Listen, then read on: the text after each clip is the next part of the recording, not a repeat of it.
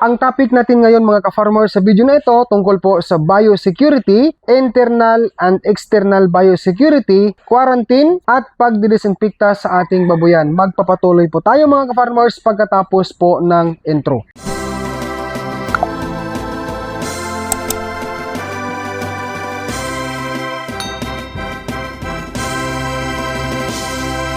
Malamang marami po ang ganyang klaseng katanungan sa atin pong mga isipan. Ayon po sa libro, mga ka-farmers, papakita ko ayon po dito, ang terminal disinfection, ginagawa ito kung... So ngayon mga ka-farmers, bago tayo magpatuloy, gusto ko lang pong i-disclaimer na ang akin pong ibabahagi sa inyo na mga idea o kaalaman tungkol po sa topic na ito, batay sa pagsaliksik mga ka-farmers. Okay, so sinasabi dito ang biosecurity, ito po ay isang programang naglalayon na mabawasan ang pagpasok at pagkalat ng sakit sa loob ng babuyan. Ito ay may dalawang bahagi. Una, external biosecurity. Ang external biosecurity ay naglalayon na pigilan ang pagpasok ng bagong sakit mula sa labas papunta sa loob ng babuyan. Pinakamahalagang bahagi sa external biosecurity ang quarantine ng mga pamalitlahi na kalimitang nagdadala ng bagong sakit mula sa pinanggalingang babuyan. Yan po ang paliwanag sa salitang external biosecurity ayon po sa libro. May quarantine na salita mga ka-farmers, no? Quarantine. Ang mga pamalitlahi na binili sa labas ay dapat sumailalim sa quarantine procedure. Ibig sabihin, wag muna silang isama sa kawan ng datihang mga alagang baboy. Ito ay upang masuri kung may dalang sakit ang bagong dating na baboy na pamalitlahi. Ang quarantine period ay dapat hindi kukulangin sa 1 buwan. Sa loob ng panahong ito,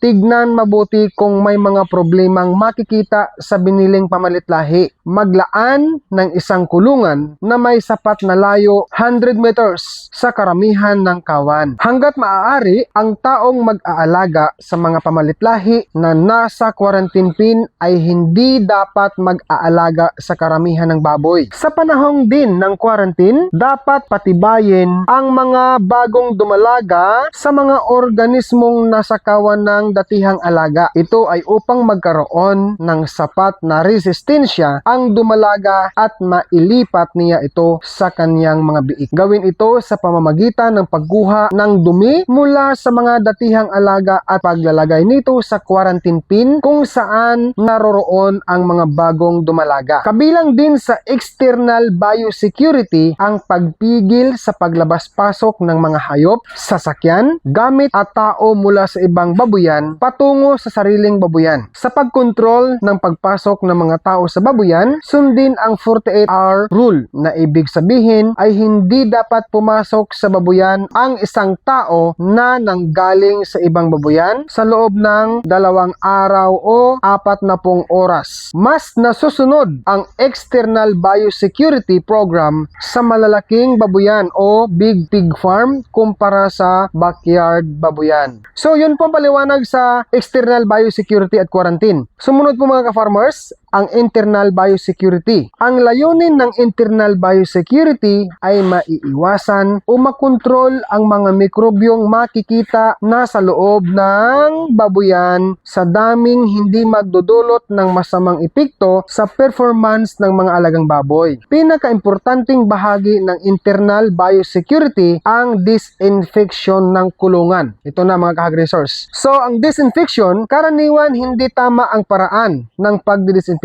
Okay, karaniwan, ibig sabihin hindi lahat, karaniwan hindi tama ng paraan or ang paraan ng pagdidisinfekta ng mga kulungan. Kung kaya nagkakaroon ng mali or maling akala na napuksa o nakontrol na ang mga mikrobyo. Ang pagdidisinfekta ay may 2 bahagi. Ayon sa pagsaliksik mga ka-farmers, may 2 uri o klase ang pagdisinfekta. Okay, so dito muna, merong sinasabi na paglilinis. Ang dumi sa kulungan ay nagbibigay proteksyon sa mga mikrobyo upang hindi mapuksa ng disinfectant. Ang dumi sa kulungan ay nagbibigay proteksyon sa mga mikrobyo upang hindi mapuksa ng disinfectant. Bukod dito, ang disinfectant ay maaaring masira or inactive ng mga dumi sa kulungan. kung kaya napaka-importante na matanggal muna ang mga dumi bago gawin ang pagdidisinfekta sa babuyan. Ang unang prosesong ito ang karaniwang nakakalimutang gawin ng mga nag-aalaga ng baboy bago magdisinfekta. Okay, so ang salitang pagdidisinfekta, ito ang pangalawang proseso na ginagawa kapag nalinis na ang kulungan. Sa pagpili ng magandang disinfectant, dapat isaisip ang bisa sa mikrobyo, spectrum of activity. Ayon sa pag-aaral, dapat ay broad spectrum na may bisa laban sa bakterya, viruses, fungi, at spores. Ang viruses at spores ang pinakamahirap na mapuksa na mikrobyo sa pagdidisinfekta, mga ka-farmers. Sumunod po, ligtas sa mga hayop. Mas maganda kung ang disinfectant ay maaaring gamitin kahit may mga nakakulong na hayop sa kulungan, sa babuyan. Sumunod, hindi nakakasira ng kulungan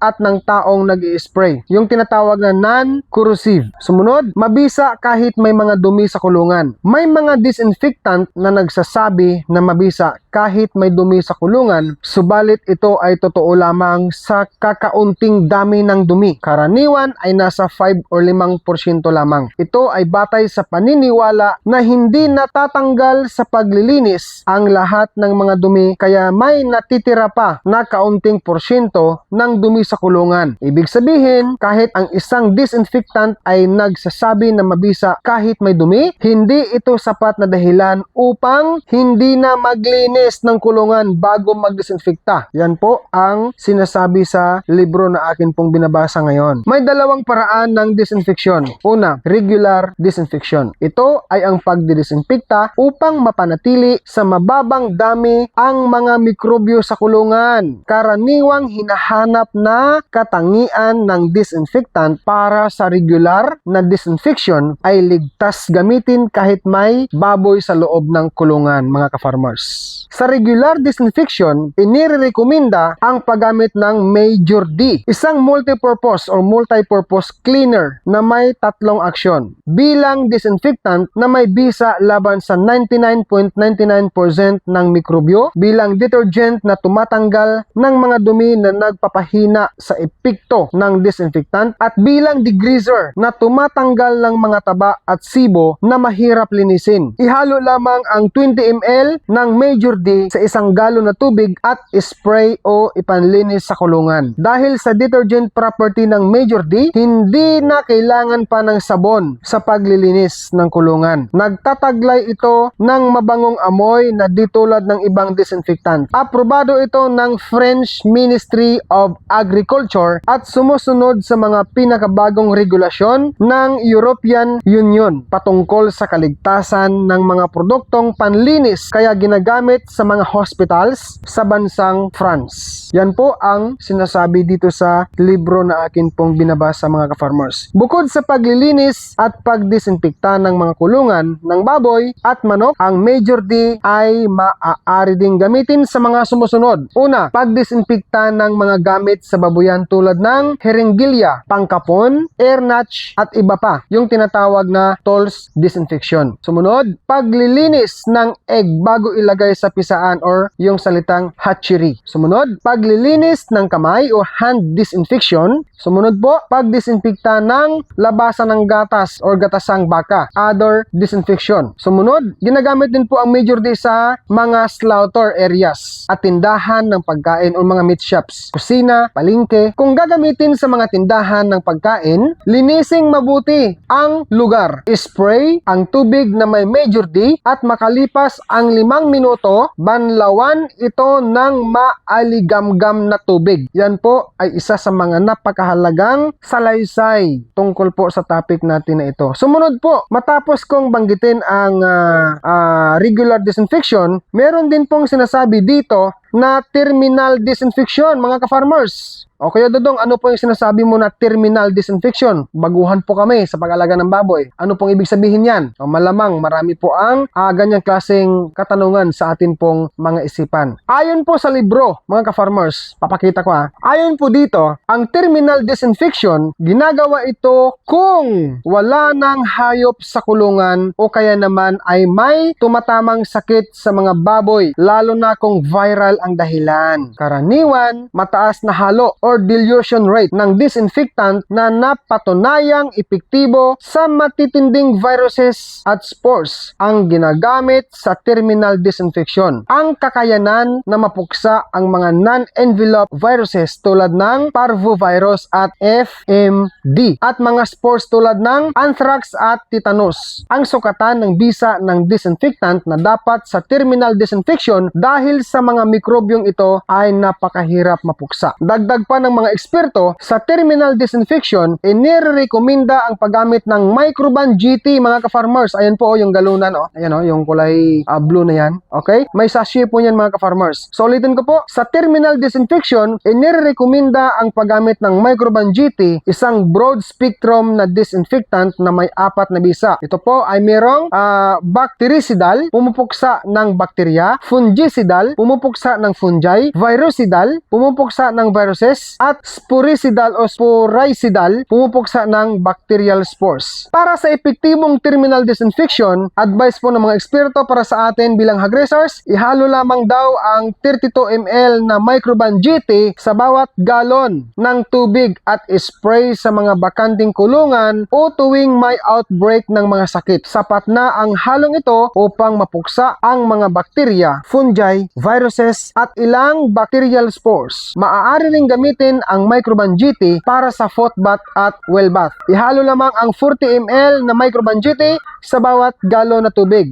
Sa tamang biosecurity, makakaasa ng malaking kabawasan sa mga insidente ng sakit sa babuyan. Mga ka-farmers, papakita ko po sa inyo ang libro po na aking binabasa. By the way, salamat po pala sa Yunaco Swine, yung binigay sa akin na Yunaco Swine Management Learning Kit. Wastong pangangalaga, nutrisyon at programang pangkalusugan mula po sa Univet, galing Univet, Pigrolac po. Mga ka-farmers, ito po ang sinasabi ko guys. Ito po ang Major D. Ayan, may sachet po meron din pong galon nito. Meron din pong sachet ang Microban GT tulad nito. Ito nakagalon pero meron din pong sachet ito. Maraming salamat po mga ka-farmers sa papanood mo sa video na ito. Kung may natutunan ka sa ating topic ngayon, mag-subscribe ka na po kung hindi ka pa nakapag-subscribe at click the bell ring para po updated ka palagi sa mga bago kong ina-upload na may munting kaalaman o idea tungkol po sa pig farming. Happy farming po sa ating lahat mga ka-farmers. God bless po sa ating lahat and peace out everyone. Bye-bye!